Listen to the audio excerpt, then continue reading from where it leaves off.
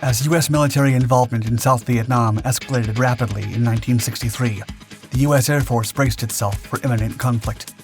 The seasoned pilots were well aware that air-to-air battles would be difficult when pitched against formidable aircraft such as the Soviet MiG-21s and MiG-25s. Long gone were the days of dogfighting. The future belonged to long-range encounters using air-to-air missiles. As part of this new doctrine, the Air Force sought to develop a new aircraft that followed the energy-maneuverability formula that predicted an aircraft's performance based on weight and capabilities. As the war in Vietnam raged on and the urge for a new fighter increased, Northrop rose to the occasion and introduced an aircraft that embodied these ideals, the YF-17 Cobra.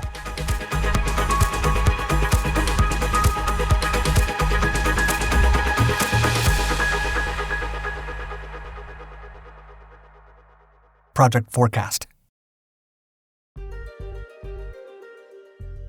In 1963, the United States Air Force published a study titled Project Forecast. It sought to identify future weapons trends to adequately prioritize research and development for the biggest future payoff. The Cold War was in full swing, and the US and the Soviet Union again competed to win the arms race after the Cuban Missile Crisis and the failed Bay of Pigs invasion.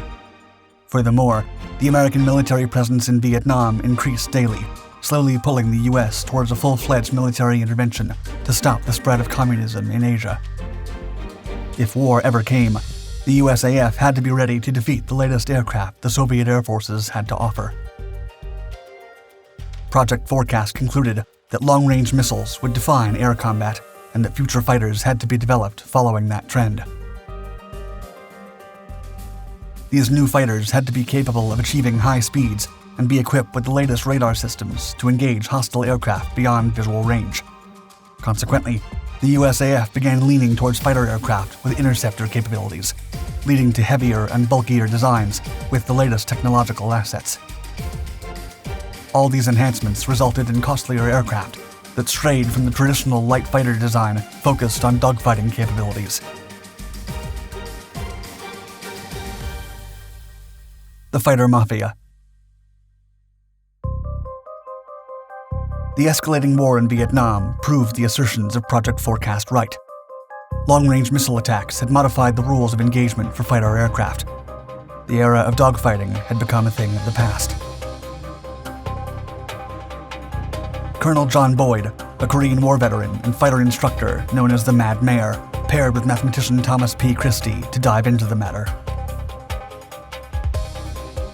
Both men came up with Energy-Maneuverability, or EM theory, a formula that predicted an aircraft's performance. One of their conclusions indicated that excessive weight would harm a warplane's maneuverability. Boyd and Christie argued that a fighter that was superior in its ability to gain or lose energy, while at the same time out-turning an opponent, was the key to opening a gap in the enemy and engaging it during an air fight. To achieve this, Boyd and Christie's followers, soon known as the Fighter Mafia, advocated for a new type of fighter with high maneuverability and thrust-to-weight ratio, and a gross weight under 20,000 pounds. The objective was to develop an aircraft capable of fast transients or swift changes in direction, altitude, and speed. With these capabilities, the new aircraft could out-turn the enemy and change the tide of the new long-range air battles.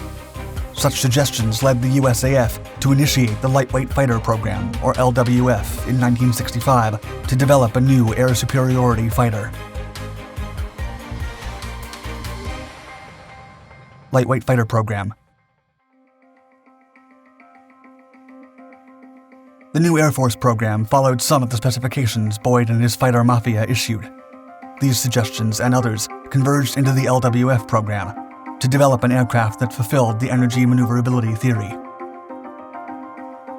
The Lightweight Fighter program comprised two design studies.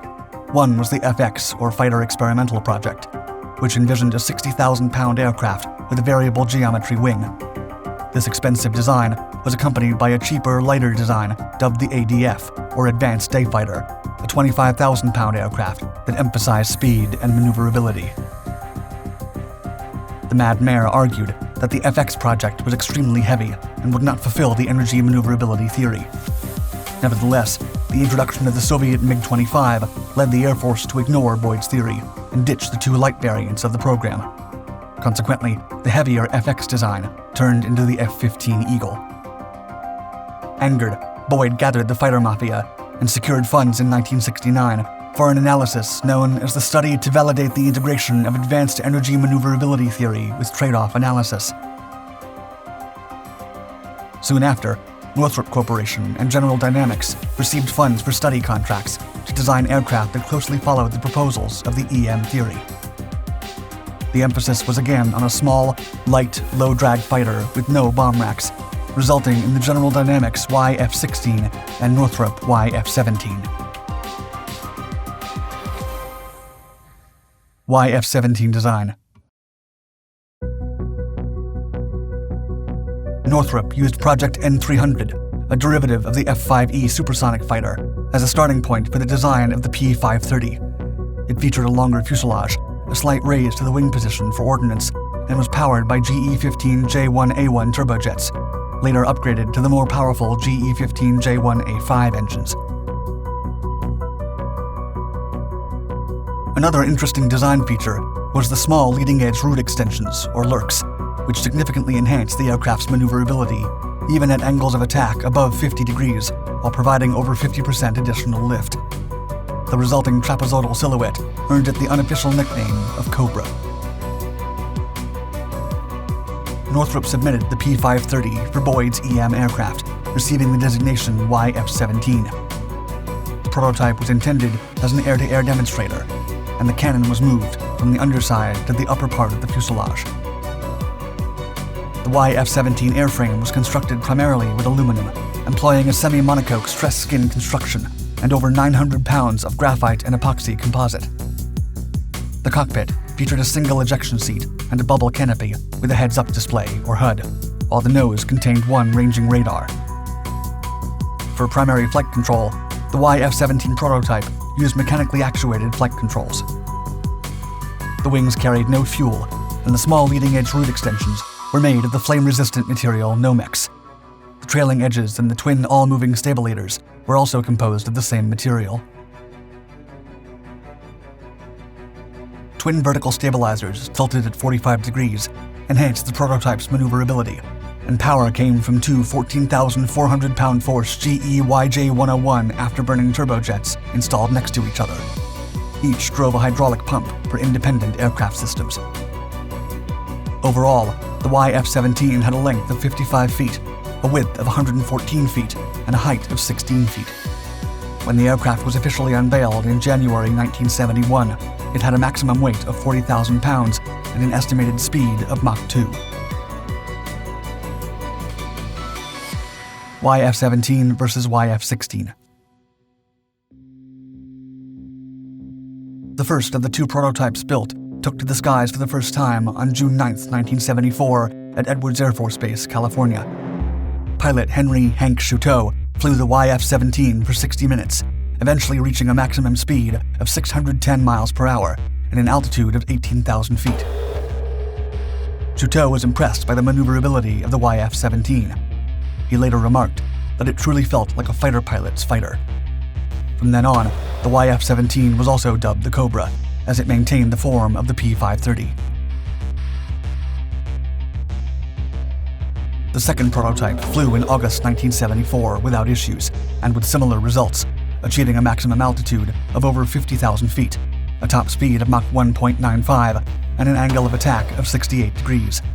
Both aircraft would fly over 290 test flights. However, despite its excellent handling, General Dynamics YF-16 proved the superior fighter. It had better acceleration, climb rates, turn rates, and overall endurance. As a result, it won the light fighter program and became known as the F-16 Fighting Falcon when it entered service with the U.S. Air Force in 1980. Even so, the career of the YF-17 Cobra was far from over. The U.S. Navy was never involved in the LWF program, and they were interested in finding a companion for the F-14 Tomcat, which was deemed too large and expensive to replace the entire naval fleet. Naval Fighter Attack Experimental VFAX. In August 1974, the U.S. Congress and the Department of Defense allowed the Navy to use all the technology and hardware used in the Air Force LWF program to develop its own VFAX, or Naval Fighter Attack Experimental. As the Navy did not require a fighter that had to outturn every hostile warplane in the sky, the YF-17's loss against the Fighting Falcon was not a sign of failure. The Navy liked the aircraft and ran tests with both prototypes. Nevertheless, Northrop had no experience with naval aircraft, which led to a partnership with McDonnell Douglas to adapt the YF-17 Cobra for use aboard aircraft carriers. General Dynamics did the same and partnered with Vought to develop a naval variant of the F-16 Fighting Falcon. Douglas and Northrop then revisited the Cobra design and scaled the aircraft, creating a larger version. This updated version eventually evolved into the successful FA-18 Hornet, adopted by the Marines and the Navy. Once Northrop and Douglas had developed the base Hornet, the two Cobra prototypes were sent to NASA's Dryden Research Center for testing and research at transonic speeds. After testing, the two Cobra prototypes were sent to the Battleship Memorial Park in Mobile, Alabama, and the Western Museum of Flight in Torrance, California, where they remain today. A fresh coat of paint. One of the two prototypes on display recently underwent extensive restoration work, receiving a breath of new life with extensive corrosion control and a fresh paint job. In November 2019, the Western Museum of Flight published pictures of the YF-17 prototype with its new paint scheme and a brief description that said, quote, "Preserving the artifacts in our collection is an important branch of the work we do at the museum.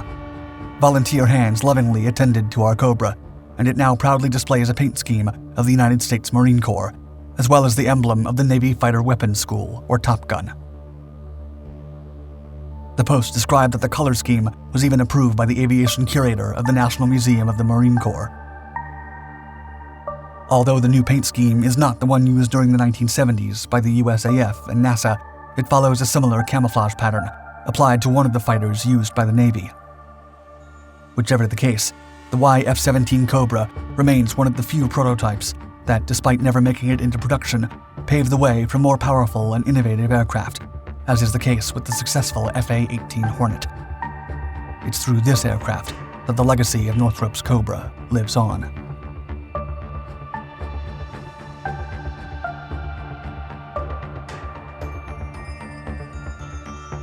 Thank you for watching our video. If you enjoyed it, please give us a thumbs up and subscribe to Dark Skies. And don't hesitate to check out the rest of our Dark Documentaries channels for many more history-inspired stories. We publish new content regularly, so hit the bell icon and stay tuned.